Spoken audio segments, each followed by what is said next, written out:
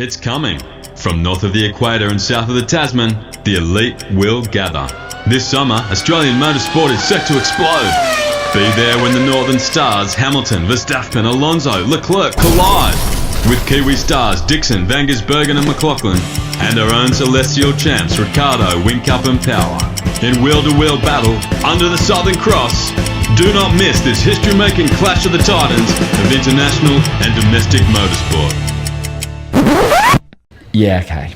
So that's not really happening this summer. But it did happen more or less like that in 1964, with the first running of the Tasman Series.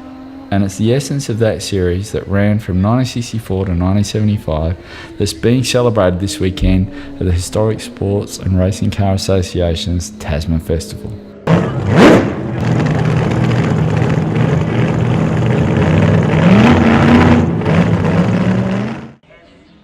So Blat have joined the HSRCA at Sydney Motorsports Park for the 2018 Tasman Festival. This is an event they have run biannually since 2006. As our little counterfactual intro suggests, the Tasman Series was a pretty amazing feat. The fact that it happened back in the day makes it even more impressive accomplishment. The formal series and the awarding of the Tasman Cup grew out of a trend established in the early 60s that saw many F1 luminaries such as Moss, Ireland, Surtees, Hill and Brabham fly south for the winter to compete in Australia.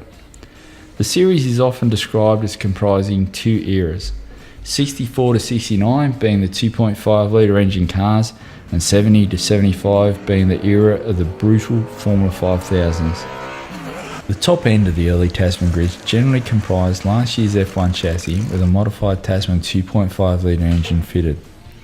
At the current 2018 Tasman Festival, there are Group L, M and O cars in attendance that were typical of some of the cars that competed in the 64 to 69 era. For example, Alfa Monos were entered in the series between 64 and 67, and a one-off entry in 68 by Formula 5000 star and four-time Australian Drivers' Champion Alfredo Costanza. This particular car here was driven in the 64 series by Jack Hunnam. Brabhams were a staple weapon of choice amongst the early Tasman gladiators. BT2s similar to this entered from 64 to 67. The car on screen has quite a bit of Tasman history, as outlined by its owner of 20 years, Colin Haste. Well, I've done 6 Tasman series and it's participated in 5 Australian Grand Prix. The result there was 1966 Australian Grand Prix, Kevin Bartlett, fifth outright and first 1.5 litre car. He was racing, of course, the 2.5 litre climaxes of that event. It's presented here as it appeared at Warwick Farm for the Horden Trophy in 1965.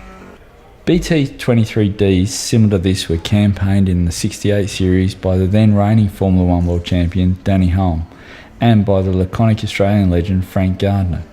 This is a BT23C, and it was the spare car for Jack Brabham in 1967 and was driven by Peter Gethin during the 1968 European Formula 2 series, where he beat many of the big names of the day.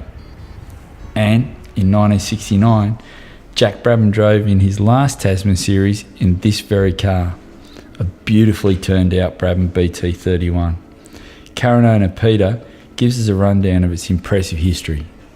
This was Jack's 69 Tasman car. It was first raced at Sandown, where Jack came third up behind 2 Ferraris, having engine problems in the race.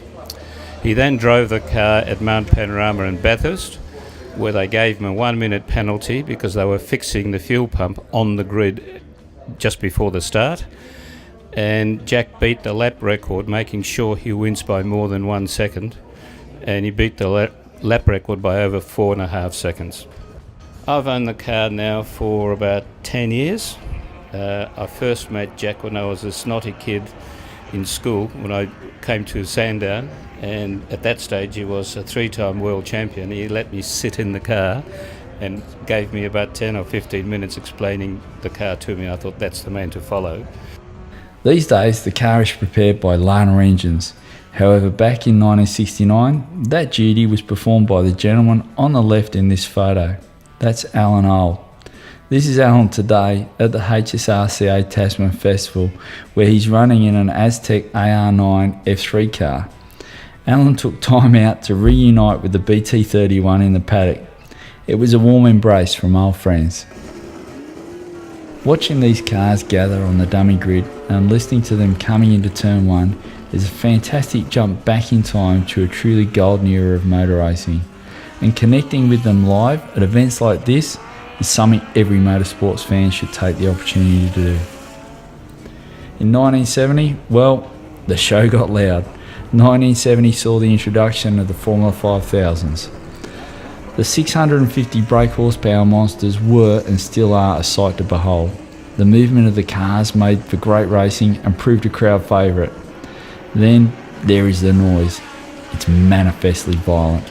It can shake loose the anatomy of a pubescent boy, breaking their voices in a single high-speed pass, and bludgeon more mature men into orthostatic tremors of Nicki Minaj twerking proportions. Oh, and they were fast.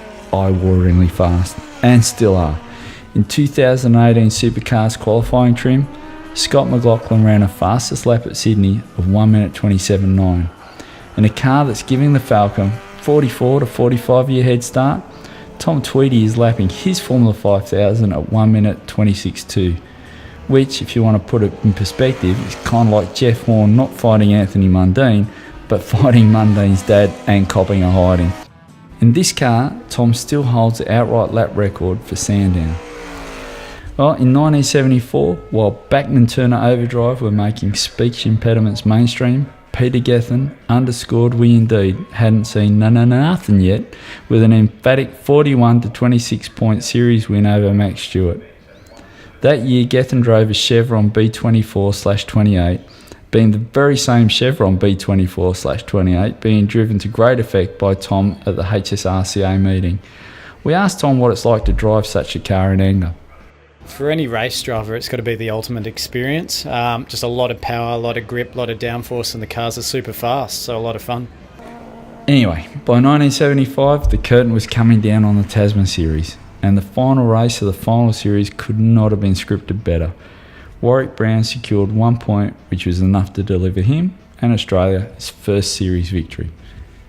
Beyond the Tasman theme, as ever, the HSRCA program was packed, including a Group S Gulf Oil Classic Sports Car Endurance event, and a great display of PRB clubmans in celebration of their 40th anniversary. In fact, the paddock was full of all kinds of goodies. And this is without doubt one of the coolest transporters in Australia. We had a great time at the Historic Sports and Racing Car Association Tasman Festival, and if this has whet your appetite, make sure you get to Wakefield Park March 30-31 next year for the HSRCA's 2019 Autumn Festival. Well, thanks for watching, and don't forget, look at some of our other videos and blogs at our site at www.blatpack.com.au. Until next time, keep it pen.